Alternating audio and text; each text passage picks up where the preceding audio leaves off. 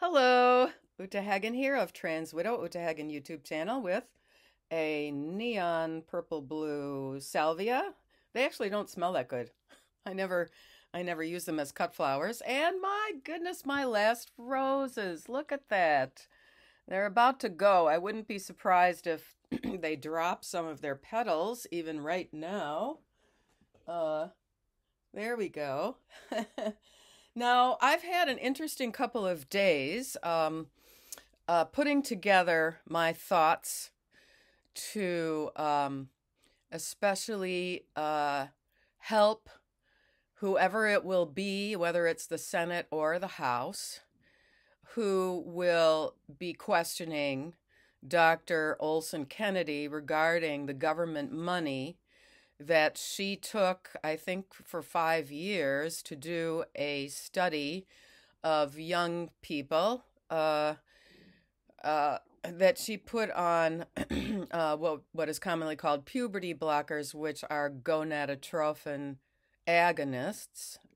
Um, Gonads, of course, being our sexual organs, and so agonists, that is something opposing what the gonads are putting out, which is the sex hormones, testosterone in boys and estrogen in girls.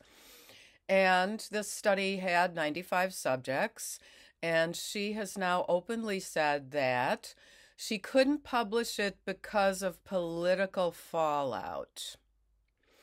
And it sounds like, I mean, talk about callous. It sounds like 1/4 of these kids, I think it was a mixed sex group, but 1/4 of them had worse mental health results. 1/4, 25%. So, basically, when you have a study where that high of a cohort of your subject group is not doing well, in general, what you have to do is stop the study, because if 1/4 of them start not doing well, then it might, with time, turn into a half or 2/3, as time goes by.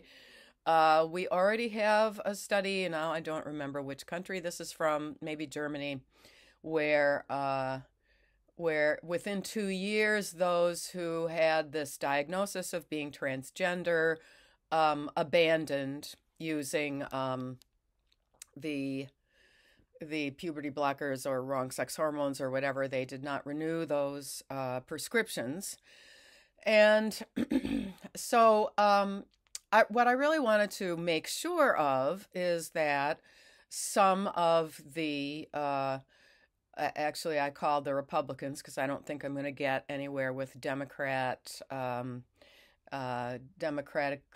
Party affiliated members of Congress. They all, whoever is in Congress now, just got reelected. They're up every 2 years, which actually does mean that our government can be quite responsive. I used to think when I was younger that maybe we should just either not have the Senate or not have Congress. If we only had the House of Representatives, it would be probably a little bit more like the parliamentary system. But I do think that our system does support a balance of power. And it is really, truly a belief of mine that the reason that it appears we've had a red wave is in part due to the infringements on parental rights and the news that we're getting from detransitioners such as Prisha Mosley and Chloe Cole. There's this Jane Doe in Wisconsin. There's Christina Heinemann in the Hudson Valley. And so these issues are on people's minds, and we see that the Democratic Party platform was completely inflexible about this. Most likely that has to do with all the pharma money. Republicans are probably taking pharma money too, but somehow the Democrats are allowing Human Rights Campaign and GLAAD and the ACLU to dictate what legislation the American people deserve. And now the American people have spoken, and it'll be interesting. But I had interesting conversations with two staffers from Congresswoman Nancy Mace's office. They really wanted to know all of my opinions of the studies, such as the Dutch study, which was too small and had 2 deaths, and which had a very strange exit survey and ending where they only had 33 of their subjects filling out the last survey information about their satisfaction with their, in quotes, new sex. And then there's, of course, the Swedish death study, which demonstrated from the records of deceased Swedes that 40 times higher was the rate of taking your own life of natal females who had done these surgeries and changes on their bodies to be appearing more masculine, and 19 times higher is the rate of male of the same compared to age-matched controls. And this was a huge study where there were almost 400 records of those in Sweden who had had the surgeries to alter their bodies between the years 1973 and 2003. That study came out in 2011, and if you want a thorough analysis of it, the best place is to search under Stephen B. Levine, expert witness testimony. He has several web pages with his many pages long of his expert witness testimony, which includes pages and pages of studies as references. And he's the one who got the raw data. When you just look up a study, you get to read the abstract. If you want to see more about the raw data and the procedures and all that stuff, then you have to apply and say to the research organization what affiliations you have and what credentials you have. So, of course, Uta Hagen doesn't qualify for them, but I got that information from Dr. Stephen B. Levine, and the real shocker is that the researchers headed by Cecilia Dana, Dhejne, hid the natal female data. They combined it with the male data because there were more males in it who had done so-called sex change to be so-called female. And so they just folded in data that absolutely should have been separated by sex. And it was Stephen B. Levine who accessed the raw data and discovered that it was that shockingly high rate of 40 times higher taking your own life for the natal females who had altered the way they identify, legally and physically through surgeries. So the Swedish study and the Dutch study together, the Swedish study being from 2011 and the Dutch study being from 2014, together really should just be shutting down all of this use of wrong sex hormones, puberty blockers, and surgeries.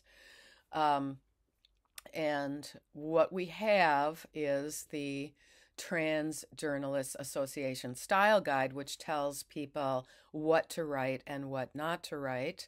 And every time the New York Times puts its toe in the water, for example, uh, oh, what was her name? It was something like Paula Paul. She wrote an article about kids who regret, and the social media responders went crazy that this is presented, and they really, really were disrespectful and rude and really harmful, actually, to these kids who have detransitioned. Um, Now, let's see. So, yeah, so I actually called the office and left a message regarding the references, which of course you can find all of those studies critiqued and listed at segm.org, Society for Evidence-Based Gender Medicine. So that's segm.org, that has all of it. Then you can find the other data on men in women's prisons and so on at redux.org, reduxx.org.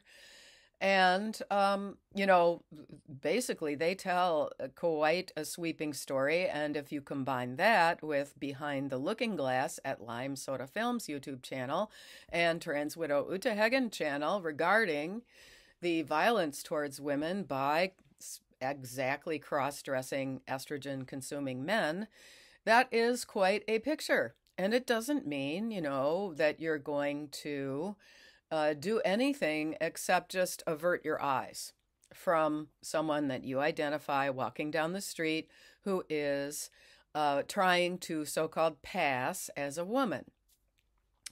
And I called Congresswoman Hageman in Wyoming and Congressman Dan Crenshaw, who did very, very good questioning of those so-called gender doctors a year ago when Miriam Grossman, the based child psychiatrist, testified. Let's see, I'm trying to think if I called any other ones. Anyway, if you are represented by a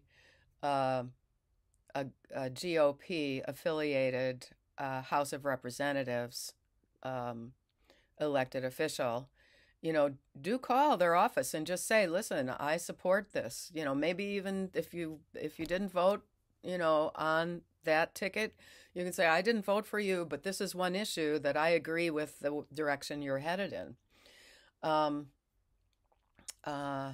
So I think, the one thing we have to remember is that the House members are elected every 2 years, and in general, their districts are smaller. We have 2 senators from every state, but the districts are more local. And in general, they are more responsive to citizens and constituents who call. I'm writing a letter to my Democratic Party affiliated House of Representatives member in my district, and stating that I had conversations with Representative Nancy Mace's staffers, and these are the concerns that I raised. And since I have been hung up on by certain Democratic elected officials when I raised very, very concerning issues with what's being taught in our schools, and I was hung up on, I, resorted to calling the other party.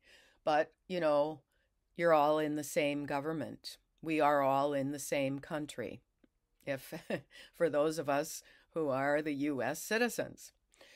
Now, this is an interesting little thing that I will end with. I do subscribe to PITT, Parents with Inconvenient Truths About Trans, and I used to comment regularly on it and, mention to people that in my teaching career, there were children who stopped doing this and that you could come to my YouTube channel and stuff. But then I I probably said something that, that I disagreed with them regarding things that Ray Blanchard said, and I think they should reconsider featuring him so much and stuff. And so they blocked me.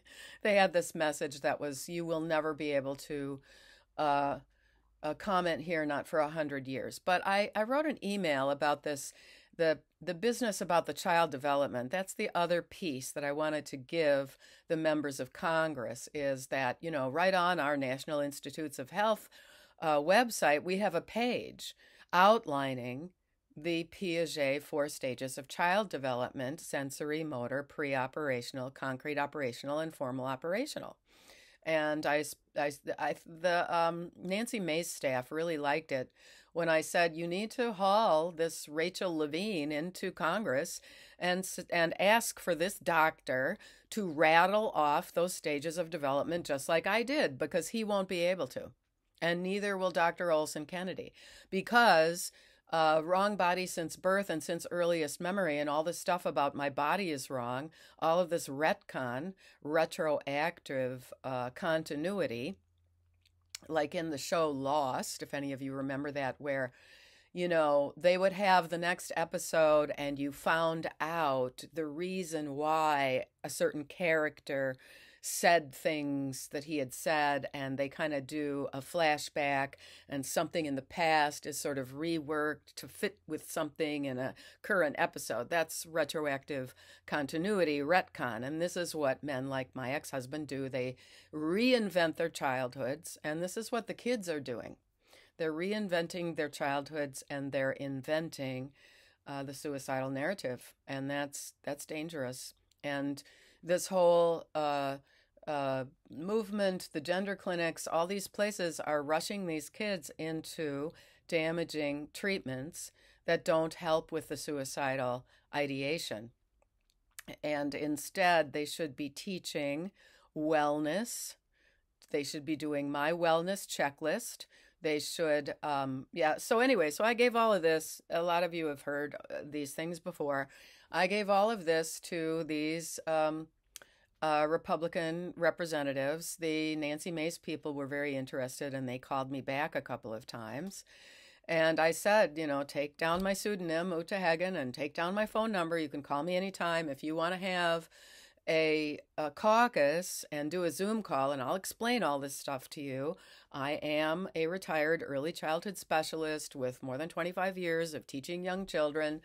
I feel that in a lot of ways, I'm just as qualified as anyone who has a recent PhD in psychology, because the recent PhDs in psychology are not grounded in biological reality, and your brain is in your body.